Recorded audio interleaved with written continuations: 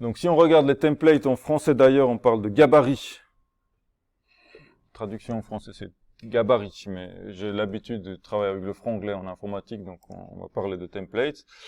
Donc on a parlé de qu'est-ce que c'est, où est-ce qu'on les place, dans quel dossier, comment on les utilise depuis une vue, c'est justement avec cette fonction render. Les variables et le contexte, on a vu, les instructions de contrôle, le for, le if. Et puis ce qui nous manque encore, c'est l'héritage. Vous voyez, vous avez maintenant, par exemple, on peut faire une autre vue. On avait fait le current datetime. On peut faire un nouveau template. On peut dire c'est, je sais pas pardon. Ah oui, on pourrait faire les ingrédients. Ok, on va faire ça. Ingrédients. Alors, je reste sur ça parce qu'on a déjà la vue. Donc, mais après, c'est une bonne idée de travailler sur les ingrédients. Donc, on va faire, je sais pas, now.html.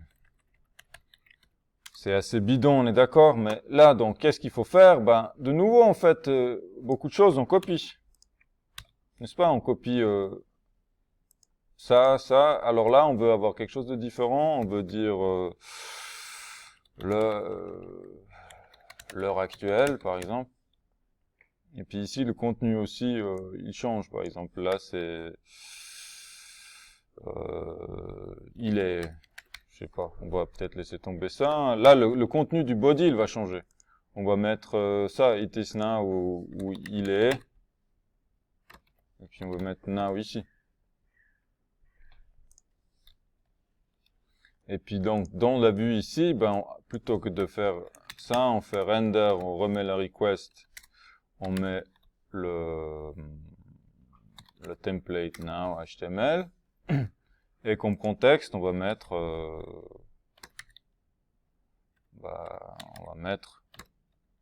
now. Qui vaut quoi? Qui vaut now. Et vous voyez, dans le template, je me simplifie la vie. Dans le template lui-même, je ne dois pas faire cette instruction compliquée. J'aurai juste déjà la date. Oui. Si vous aurez appelé avec le request de datetime, et vous aurez mis menu HTML aussi. Là? Vous aurez appelé les deux. Du coup, en fait, dans la page menu HTML, on aurait pu avoir accès au pizza et au now, c'est ça? Alors les vues, ils sont appelés en fonction des URL. Donc si je mets rien, c'est la page d'accueil, il va dans la vue pizza. Si je mets today, il va dans views current datetime. Et donc il fait pas les deux en même temps, il fait la vue selon mon URL. Donc si je veux tester par exemple la nouvelle chose qu'on a faite ici je dois mettre today. Bon après il faudrait travailler sur la langue. Hein. Voilà.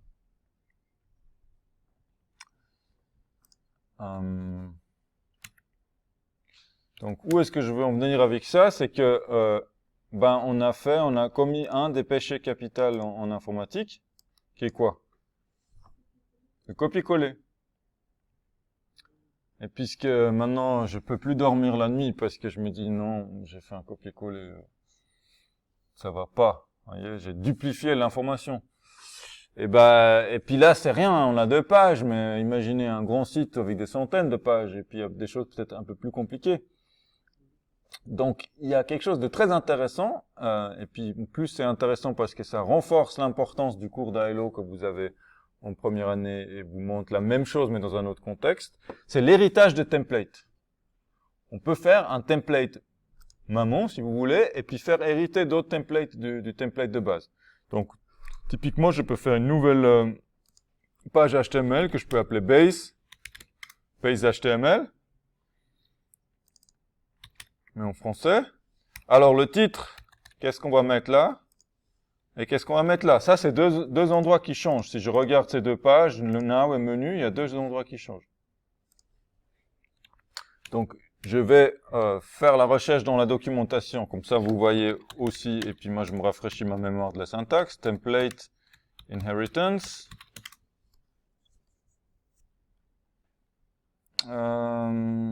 Extends. Langage de gabarit, héritage de gabarit. Donc, nous pouvons définir dans le template principal des blocs qui sont comme si vous définissez dans une classe mère une méthode que vous allez redéfinir dans les sous-classes. Vous vous souvenez de ça?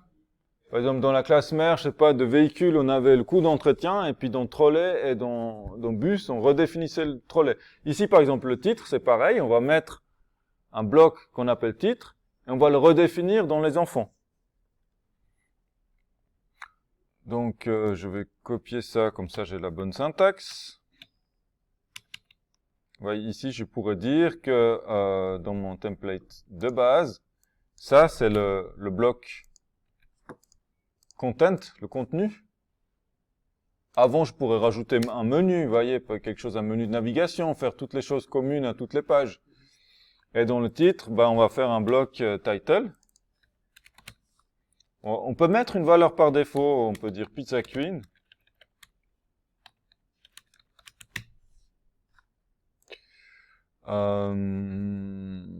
Voilà. Maintenant, il faut encore qu'on hérite de ça dans les sous-classes. Donc, qu'est-ce qu'on fait? On doit écrire extends. Vous voyez, c'est comme en Java, on dit aussi extends. On va dire extends, et après, on n'a pas besoin de refaire tout, on met juste les blocs qu'on veut redéfinir. Donc, par exemple, dans le menu, plutôt que tout ça, voilà, je vais faire extends base HTML. Le titre, bon, pour l'instant, on va dire, je vais juste redéfinir le contenu pour voir que la valeur par défaut, ça marche aussi. Hop. Et puis, en fait, tout ça, je peux le virer. Et tout ça aussi. Et du coup, personnellement, quand je vois ça, je trouve ça assez propre. Je vois juste qu'est-ce qui est spécifique à ma page. Comme toujours, il faut tester si vraiment ça marche encore. Donc le today, normalement, on n'a pas changé, donc il n'y a rien qui aurait dû changer. Et puis si je vais sur la page d'accueil, c'est pareil comme avant.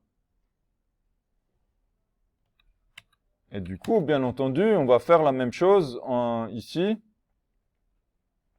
On va définir block content, là, and block. Et puis tout ça en vire, on met extends. Voilà. Je rafraîchis. Je mets today. Et voilà. Maintenant, le title de la page, par contre, c'est à chaque fois, c'est Pizza Queen. Donc, parce que c'était la valeur par défaut. Si je veux le redéfinir, je peux. Je peux choisir de le redéfinir. Peut-être sur la page d'accueil, c'est bien, mais sur le jour, on va dire bloc title. Il y a l'autocomplétion aussi. Si vous bossez avec PyCharm, il sait quels sont les blocs qui existent. End block. Et puis, on va mettre